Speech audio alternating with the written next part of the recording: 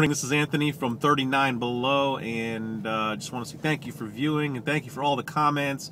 I love to have those little debates with you, and I do really appreciate that. I want to do a video today to kind of piggyback on a little bit of some of the ideas that I've been having out there, and put a comment in there that I was going to make a video on LTV of a client, which stands for lifetime value of a client. And what that means, it's basically depending on the business, depending on the niche market that you're in and what you sell, and if it's a service or if it's a product, but there's a lifetime value of a client. I know Amazon promotes that.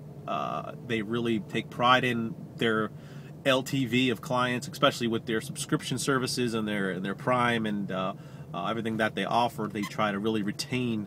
Retention is key, and retain their clients and have them come back to continue to buy and all that. So from that, I want to speak about on eBay. A lot of people, and I know there's, I believe this, and I fully believe this, that customers, yes, they shop on eBay, but there is a great advantage being an eBay seller, that you have a great distinct advantage to capture the information, the names, the interest graph of these customers that shop on there and buy from you. If you keep having the mindset, and I'm going to stress this, and this is probably going to be the last time that I'm going to talk about this, but if you continue to have the mindset that they only shop from eBay, just because maybe you do that, or you've had experiences in that they only go on eBay to shop and they only buy from them, they don't buy from you, you will continue to just sell the same way that you're selling, maybe a little bit of a 5-10% up one month, 5-10% down, but you will stay stagnant, okay? You will not create demand, and you will not be as successful as I know a lot of you out there, because I do speak personally with you, are.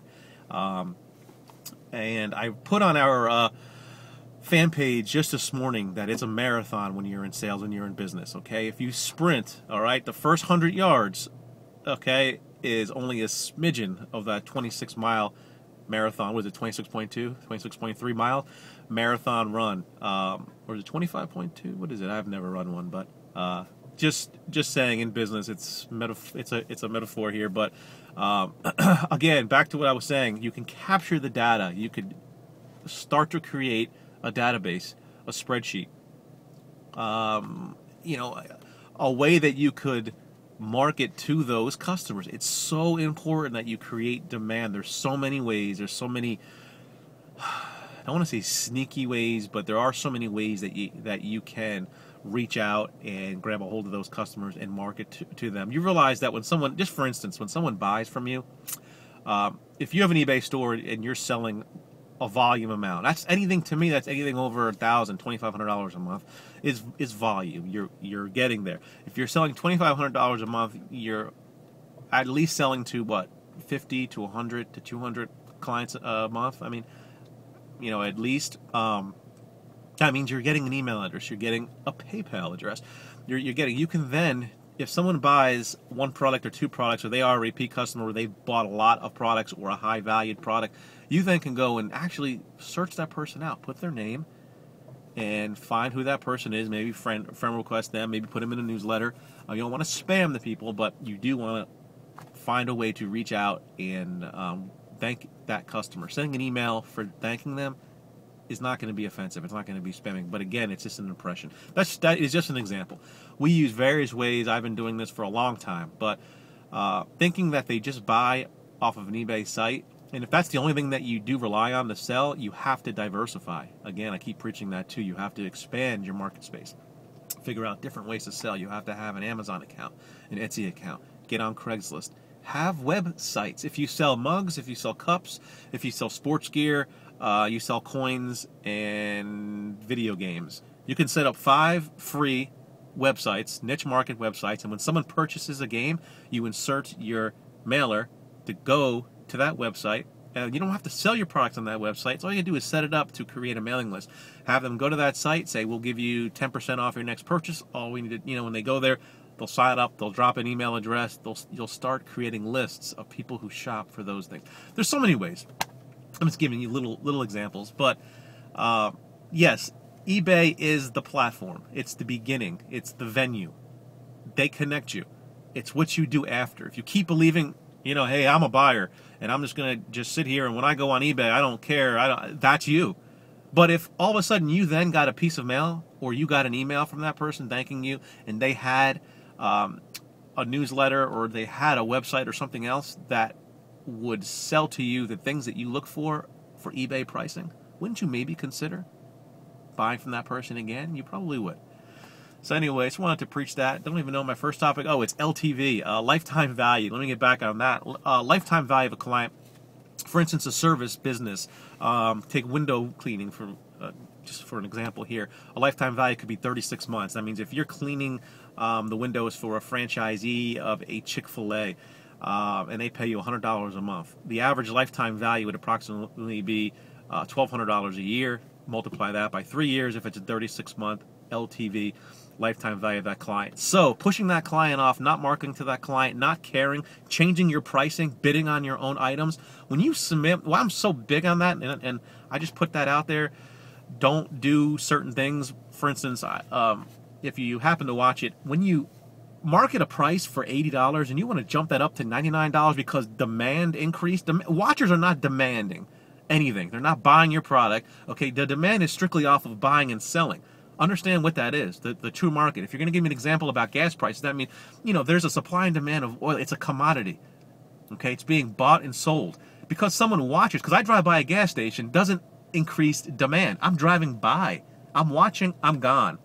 If I drive by, it's $3.20. I come back, it's $4. There's no demand. I'm not buying from you. You just want to change the pricing because you're thinking more people are driving by, therefore that we must increase pricing because they're going to stop in. It's not demand. The demand is off of the buying and selling, the actual purchasing. And changing the pricing, if you put out $80, that's your fault.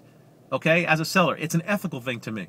If I list the price, I'm not going to go in and change it because I see 10 watchers now on there, and now I want to increase the pricing. I think it's shady, and that's my personal opinion. Again, we can go back and forth about this with several people. I got email. I got 20 of them. I got 20 dislikes on there. I don't care. It's a personal opinion for me. I don't like that. If you commit on a price, and if you didn't do your work on that pricing and understand what the true supply and demand is of selling a purse or selling an item, then the next time you sell an item, get ready. Hey, if that customer thinks that they made $10 more, the LTV, the lifetime value of losing my wife and myself as customers, it's going to cost that seller quite a bit of money and our friends and so on and so forth. So understanding what lifetime value is and understand the actions that you take. Is it worth moving a couple of dollars up or a couple of dollars down or doing something shady or not sticking with the price you first put out with? Okay, an auction's only five days. Okay, and if you can't stick with some of those things, the buyers or the sellers, or I'm sorry, the buyers can see through it. It's very transparent, and it just shows a side that I don't want to do business with that person again. So you're telling, I don't want to go back to that because I'm going to then watch another item. They're going to jump the price again on me? I'm not coming back. I'm not shopping. The lifetime value is zero for us, for that buyer. And I didn't put, if that buyer's out there, I didn't put your information on the video that I made. So if you're out there disliking it, I didn't put your information, even though I was tempted to, but I don't want to be that kind of person to do that because that's revengeful. We don't want to be revengeful on 39 Below. So anyway, that's my rant for today. Have a great day. Stay focused. Stay motivated. Do what you got to do out there. Got any questions, comments, concerns, always send me. Go to our Facebook page. Like us. Send me an email. I'll get you that free book. Deborah, if you're watching, I wrote back. I need an address. Don't put your address on the page. I'll send you the actual book, not an ebook, but I will mail it to you for you so you could definitely read that and see. And I understand the concerns that you had about trying to read on the computer, but I will send you a physical copy of our book. It's not a problem at all. So, again, thank you so much. Take care, and I'll see you on the flip side.